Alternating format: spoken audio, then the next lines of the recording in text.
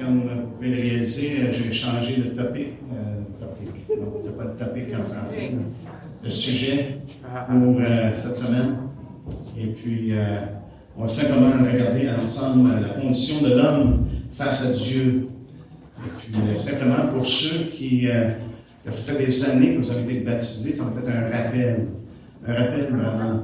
Et je crois que c'est bon de se rappeler, n'est-ce pas? Aussi qu'on vient, qu'est-ce qu'on a passé, et puis nous-mêmes, quand on a été baptisés, soit le témoignage qu'on a donné, ou quoi que ce soit, là où on a été baptisés, alors ça n'a pas été dans les églises, mais juste le fait de passer à travers les eaux du baptême, Seigneur, c'est un rappel pour nous, justement.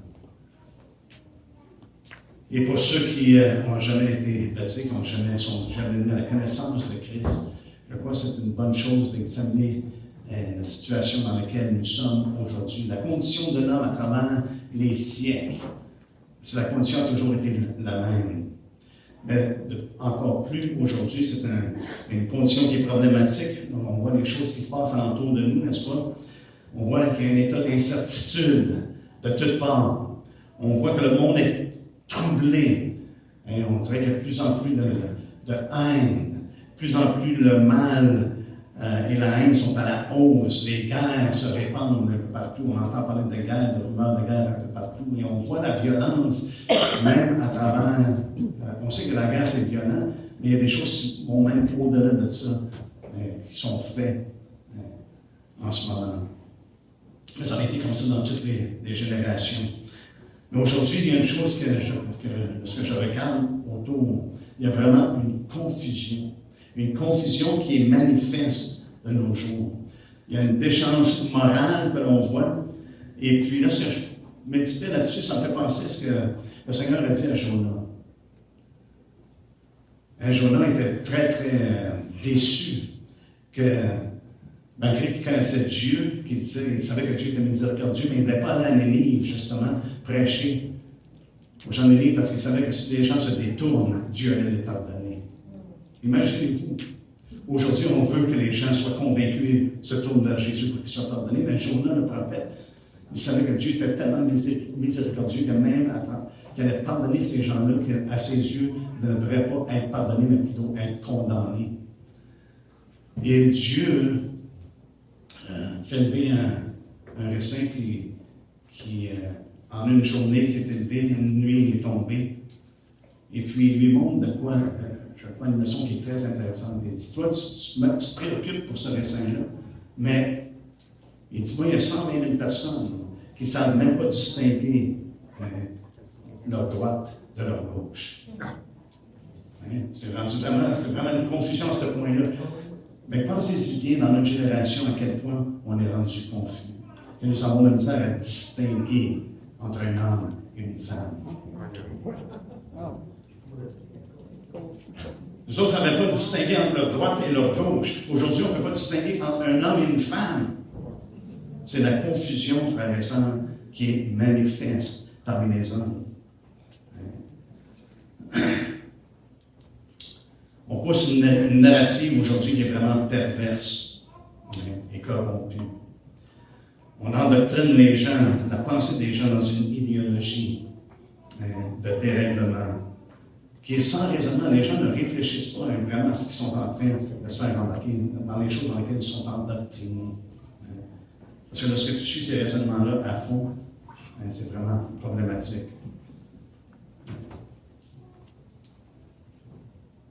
Ça coule pas, là? OK.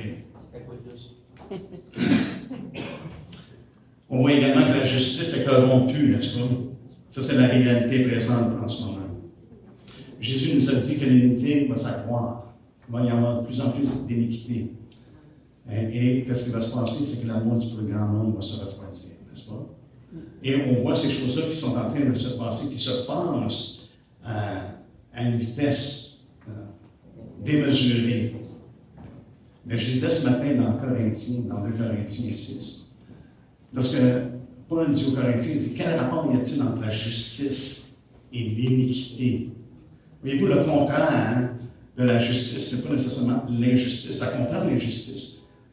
Mais dans la pensée de Paul, lorsqu'il écrit le contraire de la justice, c'est l'iniquité. Et Jésus dit, voyamment, l'iniquité va s'accroître. Donc, l'injustice, l'iniquité va être de plus en plus fréquente. Et c'est ce qui va être élevé. On sait déjà que le ministère de l'iniquité est déjà à l'œuvre. Mais on va venir un temps où ça va être tellement élevé que les gens vont admirer l'iniquité plutôt que la justice. Et on voit ces choses-là qui se passent de nos jours. Le mensonge est normalisé aujourd'hui. Avez-vous remarqué ça, comment le mensonge est normalisé? Même lorsque tu parles à des gens et que tu dis, non, il faut dire la vérité, il n'y a pas personne qui dit la vérité de nos jours. C'est la pensée des gens. C'est normal de mentir. Ça fait longtemps que c'est commencé. Parce que ça, vous souvenez-vous, vous êtes aussi coupable que moi, où ce qu'on disait des fois, mais c'est un petit mensonge. On essayait d'amoindrir, mais c'était quand même un mensonge. Mais maintenant, c'est même plus blanc. Maintenant, c'est des mensonges à la journée longue. Et les gens ne réagissent même plus. On entend des mensonges continuellement de la part de ceux qui sont en minorité, de la part de ceux qui sont dans les médias. Dans tous les niveaux, on entend le mensonge. Et c'est rendu normal. On ne s'attend pas à autre chose. Combien d'entre nous s'attendent d'entendre la vérité dans ces lieux d'autorité ou dans les médias, dans ces choses-là? Pourquoi? Parce que le mensonge est rendu normal. La vérité, c'est quasiment comme une chose du passé.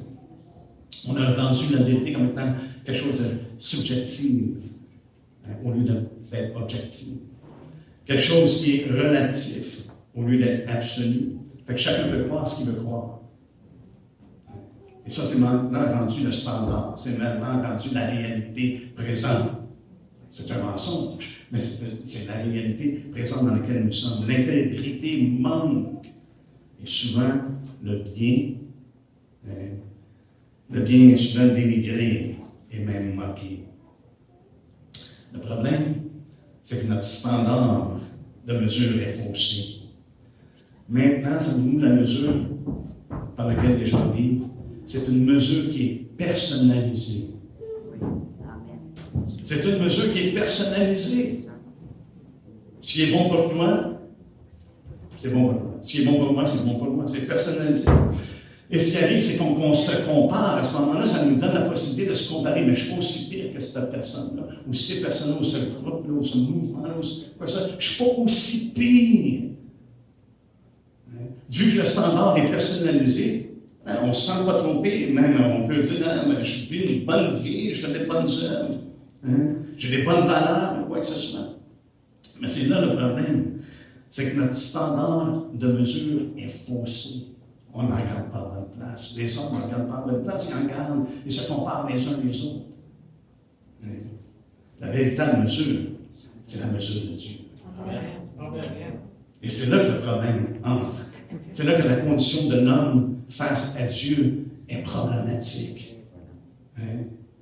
C'est certain, si on regarde dans une chose qui est fausse, on se compare, c'est pas trompé.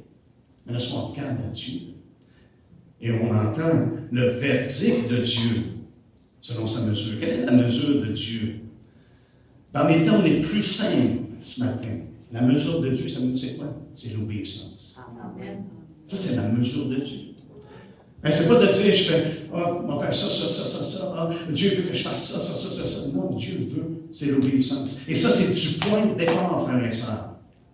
Du point de départ, lorsque Dieu a créé l'homme, Dieu a demandé l'obéissance. Ça, c'est sa demande. Dans Genèse 2, au verset 15, ça dit, l'Éternel, Dieu prit l'homme et le plaça dans le jardin, au verset 15, d'Éden, pour le cultiver et pour le garder. L'Éternel, Dieu donna cet ordre à l'homme. Lorsque Dieu donne un ordre, est-ce qu'il s'attend qu'on va obéir l'homme? Définitivement. Donc, le standard de Dieu, la mesure de Dieu, c'est l'obéissance de Dieu. L'Éternel Dieu donnant cet ordre à l'homme, tu ne pourras manger de tous les arbres du jardin, mais tu ne mangeras pas de l'arbre de la connaissance du bien et du mal, car le jour où tu en mangeras, tu mourras certainement. Aucun doute.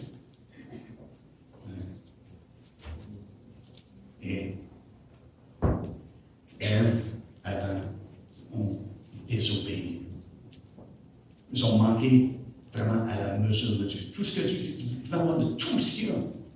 Toutes les âmes, de tout ce qu'il y a. Mais je vous donne un ordre de ne pas toucher à cet homme-là. Et ils ont manqué à l'ordre du Seigneur. Et on reconnaît que l'homme, maintenant, suite à ça, que l'homme est incapable de lui-même et par lui-même de rencontrer les demandes de Dieu. Parce que Dieu nous a donné par la suite la loi. Il a donné ça premièrement aux Juifs, il a donné la loi, mais elle s'est répandue. Mais Dieu s'est assuré que ce ne serait pas simplement adressé aux Juifs, mais il a mis en nous, en chacun de nous, cette conscience. Là où les œuvres de la loi sont écrites dans nos cœurs. On est donc sans excuse devant Dieu. Il n'y a pas un être humain qui va être en Dieu et dire, « Ah, mais là, moi, je ne savais pas, là. » Non. Dieu a mis la pensée de l'éternité dans le cœur de l'homme. Il a écrit dans le cœur la loi. Parce qu'il y a des gens qui font... on sait que Dieu a fait ça, mais l'homme, dans sa perversion, a détourné toutes ces choses-là, changé ces choses-là. Mais c'est ce qu'il a accompli. Et le verdict de Dieu face aux hommes, envers les hommes, je devrais plutôt dire. C'est ce qu'on retrouve dans la parole. Dans Romains 3, 19, ça nous dit, « Or, nous savons que ce que dit la loi, elle le dit à ceux qui sont sous la loi, que ce soit la loi qui est écrite sur papier, ou que ce soit la loi écrite dans le cœur. On sait que la loi, elle dit à ceux qui sont sous la loi, afin que toute chose soit, que toute bouche soit fermée et que tout le monde soit reconnu coupable devant Dieu. Hein? Il n'y a personne qui a une excuse. Tout le monde se trouve coupable devant Dieu. Ça, c'est la mesure de Dieu, c'est le verdict de Dieu. Parce que sa mesure, c'est l'obéissance. Et Paul, même au verset 9, il dit, chapitre 3, il dit, quoi donc? Sommes-nous plus excellents? Nullement, car nous avons déjà prouvé que tous, juifs et grecs, sont sous l'empire du péché. Le problème, c'est que le péché est entré dans le monde, et Paul nous dit au verset 23, il dit, sans exception, tous ont péché. N'est-ce pas? Tous ont péché et sont privés de la gloire de Dieu. Si vous gardez votre doigt dans Romains 3, vous allez dans Romains 5,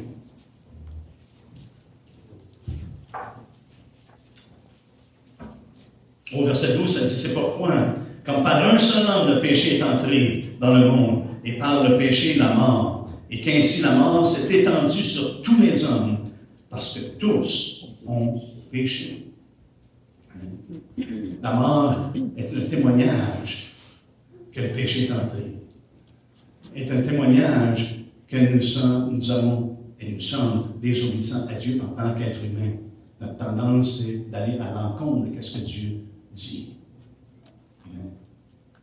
Depuis qu'on est petit, l'influence, vu que le péché est entré dans le monde, l'influence du péché continuellement pousse, même les enfants ne sont même pas conscients. Hein?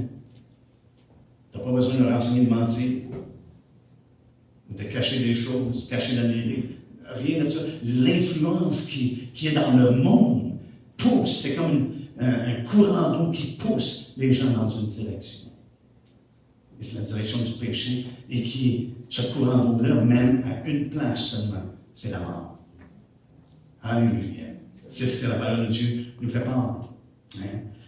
Lorsqu'on tient compte, par contre, de ce verdict-là, frères et sœurs, notre mesure ou standard qu'on a pu avoir dans le passé, ceux qui se sont fait baptiser aujourd'hui, c'est comme, OK, mon standard était peut-être bien, ou ma mesure était peut-être bien bonne, mais ça n'est pas. Lorsque je me compare à la mesure de Dieu, je me trouve léger sur la balance. Hein? C'est ce que l'écrit qui avait été sur le mur, qui avait été écrit concernant Belshazzar. Il dit, Seigneur, comptez, pesez, et a été trouvé léger.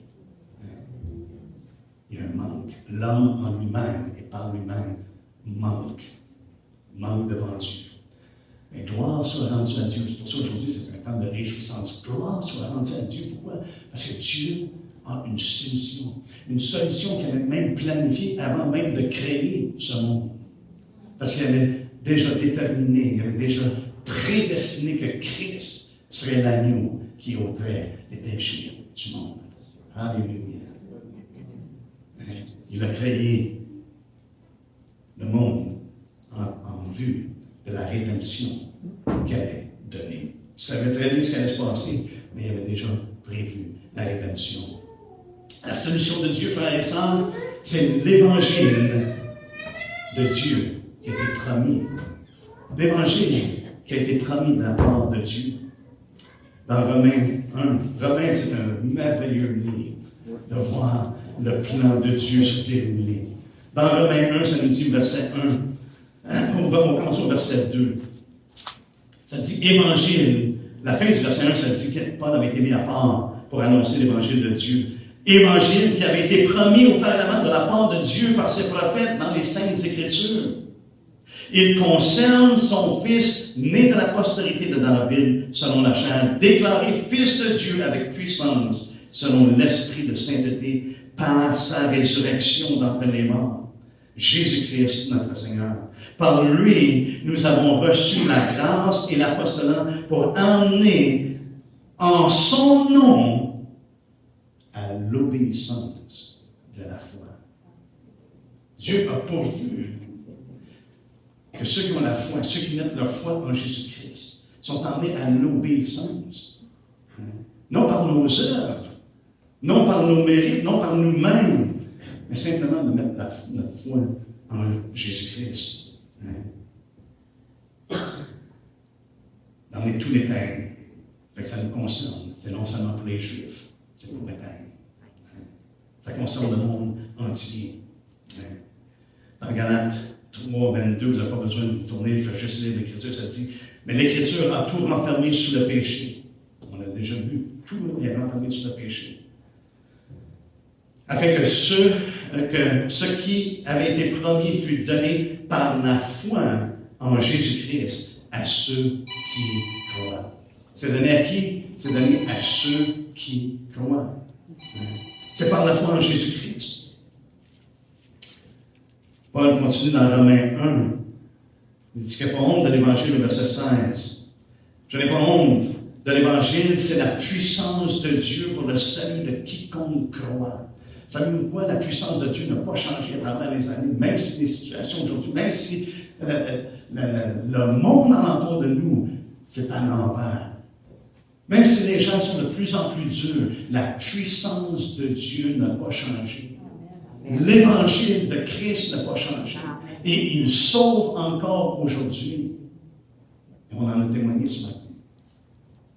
Dieu est encore à l'œuvre. C'est pour ça l'importance de prêcher l'Évangile tel que nous l'avons reçu. Que Christ est mort pour nos péchés.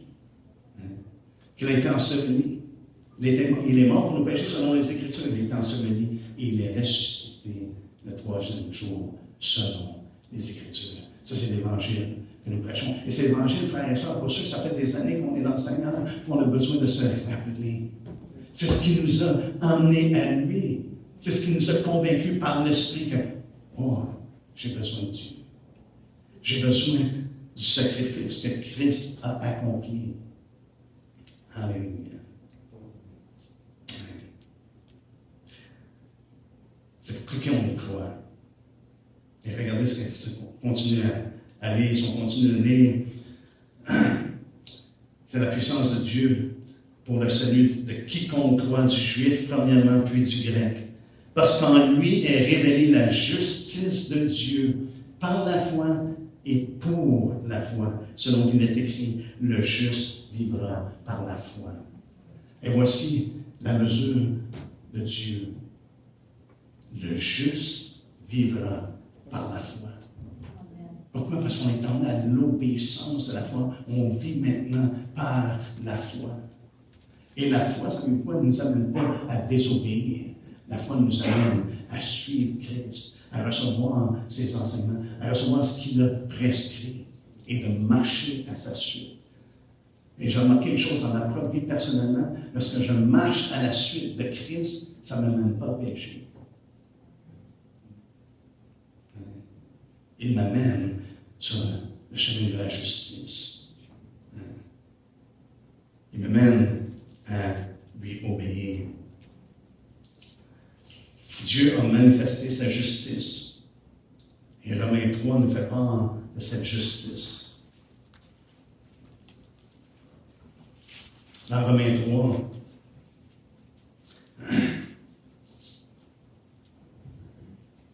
on a vu au chapitre 1, verset 17, que c'est par la foi et pour la foi que l'Évangile est prêché. C'est par la foi. La justice de Dieu, c'est par la foi. C'est ce qu'il a dit. Et c'est pour la foi. Parce que l'Évangile vraiment nous fait connaître ce que c'est d'avoir la foi en Jésus-Christ. D'avoir la foi en Dieu. Et maintenant, Paul, suite justement au verdict qui a été prononcé, au verset 19, que tout le monde est coupable devant Dieu, et le verset 20, il dit, car personne ne sera justifié devant lui par les œuvres de la loi, puisque c'est par la loi que vient la connaissance du péché. Donc, c'est réglé. Ça ne sera pas par aucune œuvre qu'on a faite. C'est par aucune œuvre, aucune bonne action, rien du tout de ce que l'homme fait. Mais à partir du verset 21, il nous donne, il manifeste quelle est la justice de Dieu. Ça nous dit au verset 21, mais maintenant, sans la loi est manifestée la justice de Dieu. Sans la loi, qu'est-ce qui est manifesté? La justice de Dieu, à laquelle rendent témoignage la loi et les prophètes. Justice de Dieu par la foi en Jésus-Christ pour tous ceux qui croient. C'est la personne qui a la foi en Jésus, croit au message de l'Évangile, croit ce qui est dit.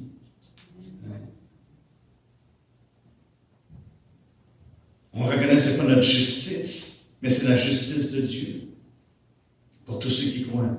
Il n'y a point de distinction. Juif ou grec ou païen, quelle que soit notre nationalité, on est tous coupables. Il n'y a pas de distinction. Il n'y a pas d'élite. C'est vraiment, Dieu s'est choisi un peuple qui marche par la foi. Il a utilisé Israël pour justement communiquer aux hommes. Il a utilisé Israël pour qu'on ait la venue du Christ. Mais ça, c'est son choix. Ça lui appartient. Mais son but, c'est que tous soient bénis en Jésus-Christ. Parce que c'est ce qu'il avait promis à Abraham. Il dit, toutes les nations vont être bénies en toi et toutes les familles de la terre seront bénies en toi. C'est par le message de l'Évangile qui révèle que c'est par la foi et pour la foi en Jésus-Christ. Cette justice de Dieu par la foi en Jésus-Christ pour tous ceux qui croient. Il n'y a point de distinction car tous ont péché et sont privés de la gloire de Dieu. Il n'y a pas un être humain qui est vraiment honnête avec lui-même, qui ne réalise pas qu'il est pécheur. Mais il y en a qui le renient complètement.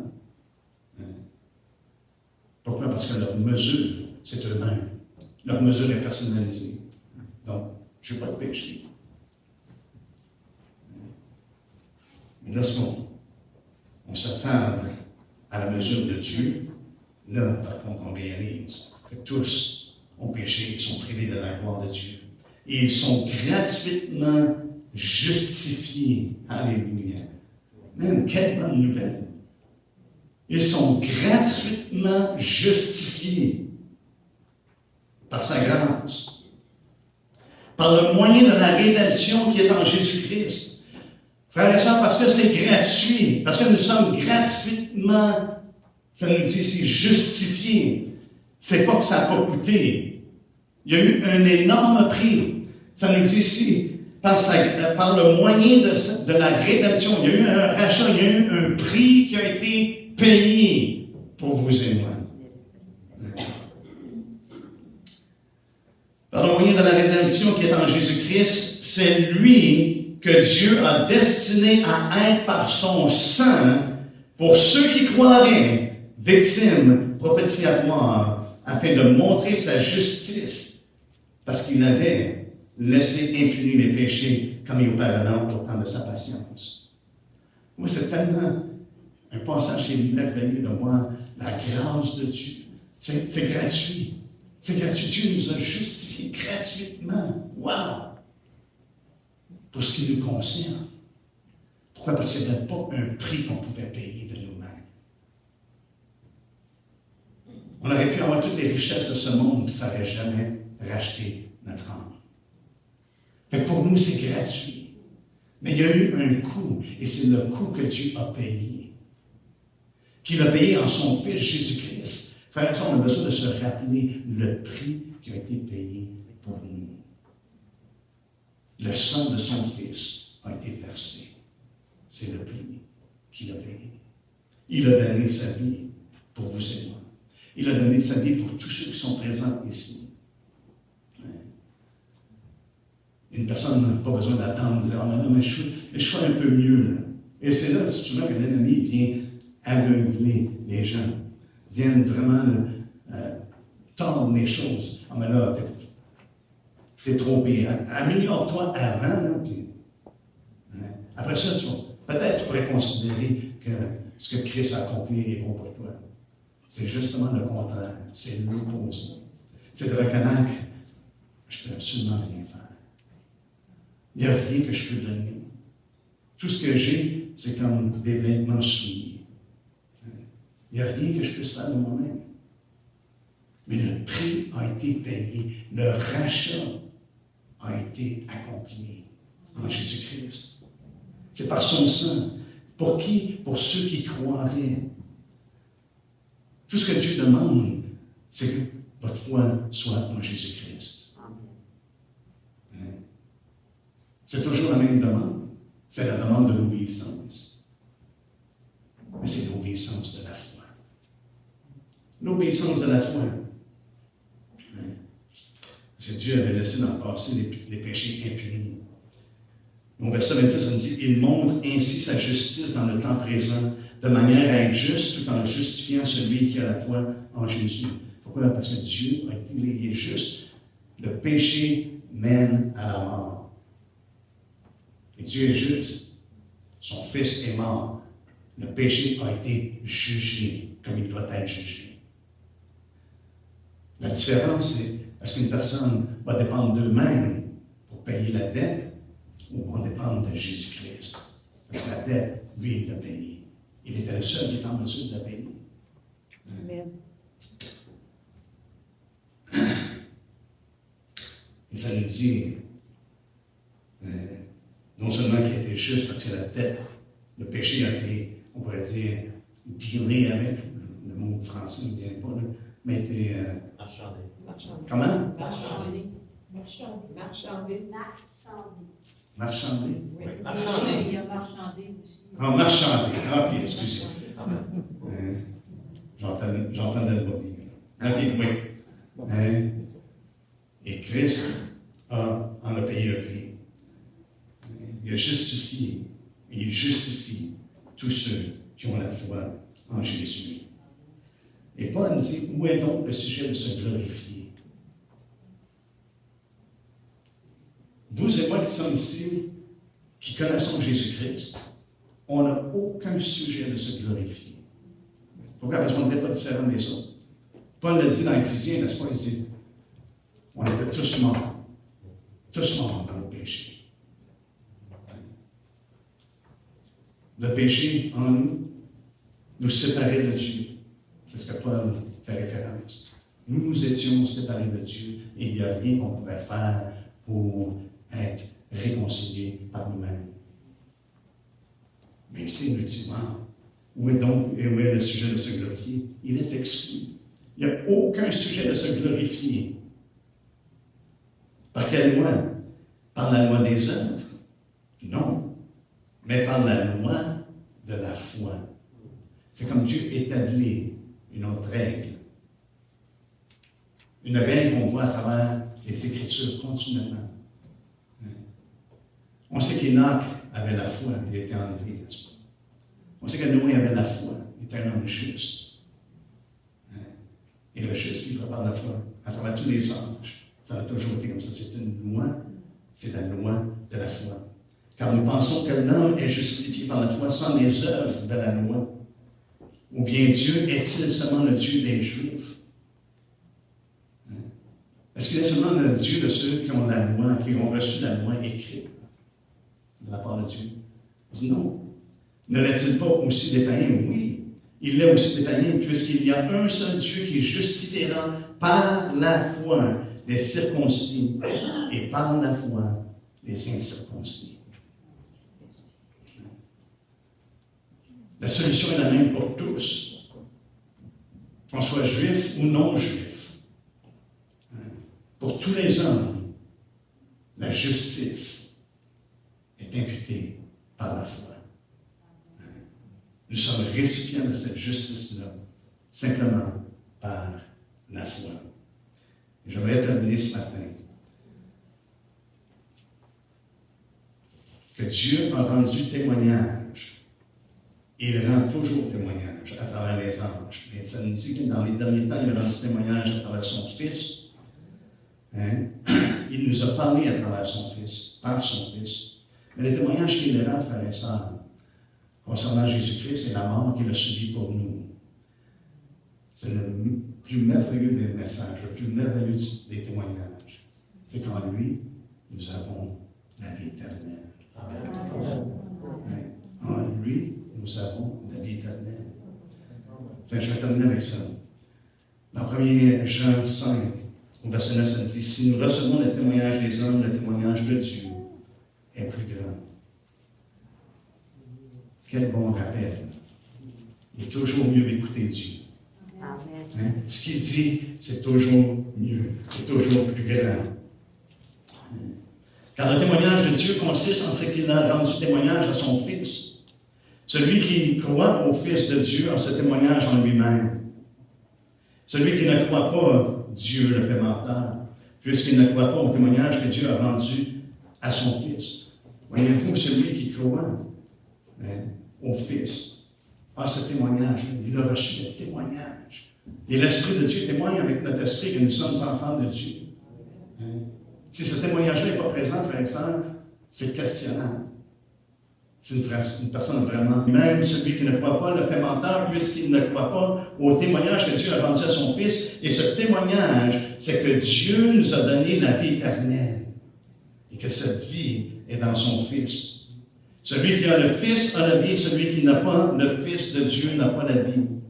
Je vous ai écrit ces choses afin que vous sachiez, non pas que vous questionniez, non pas que vous doutiez, mais que vous sachiez que vous avez la vie éternelle, vous qui croyez au nom du Fils de Dieu. Pour tous ceux qui croient, tous ceux qui ont la foi en Jésus-Christ, c'est le témoignage que nous avons. Et ça a été écrit afin qu'on sache que nous avons la vie éternelle en Jésus-Christ. Quel témoignage! Alléluia! Et pour la plupart des gens entre nous ici, qui sont ici, pour la plupart, c'est un rappel. C'est un rappel. Et j'espère que ça va nous rappeler, parce qu'il y en a d'autres que le Seigneur interpelle. On est appelé justement à répandre cette bonne nouvelle. Pourquoi? Parce que ça concerne tous les hommes. Tous sont péchés. Tous sont péchés, sans exception. Et tous sont condamnés. C'est ce que la parole de Dieu nous dit. Tous sont condamnés. Mais Jésus nous dit que Dieu, en effet, n'a pas envoyé son Fils dans le monde pour juger le monde, pour condamner le monde. Il l'a envoyé pour que le monde soit sauvé par lui. Et c'est celui qui croit en Jésus qui vient pas en jugement. Celui qui ne croit pas est déjà jugé, est déjà coupable, est déjà condamné. Pourquoi? Parce qu'il n'a pas cru au nom du Fils unique de Dieu. Amen. Donc, ce matin, si vous ne connaissez pas le Seigneur Jésus, mon appel, mettez votre foi en Jésus-Christ. Amen. Il est le seul qui a été donné parmi les hommes par lequel on peut être sauvé. Amen. Aucun autre. Bouddha ne l'est pas. Hare Krishna, Mohamed. Le seul nom qui a été donné, c'est le nom de Jésus-Christ. Et l'importance d'entendre sa parole et de la recevoir. Parce que Jean nous fait part, pour tous ceux qui l'ont reçu, il a donné le pouvoir de devenir des enfants de Dieu. Amen. Alléluia. Est-ce qu'on peut se lever ensemble? Si vous avez des questions, vous ne connaissez pas le Seigneur?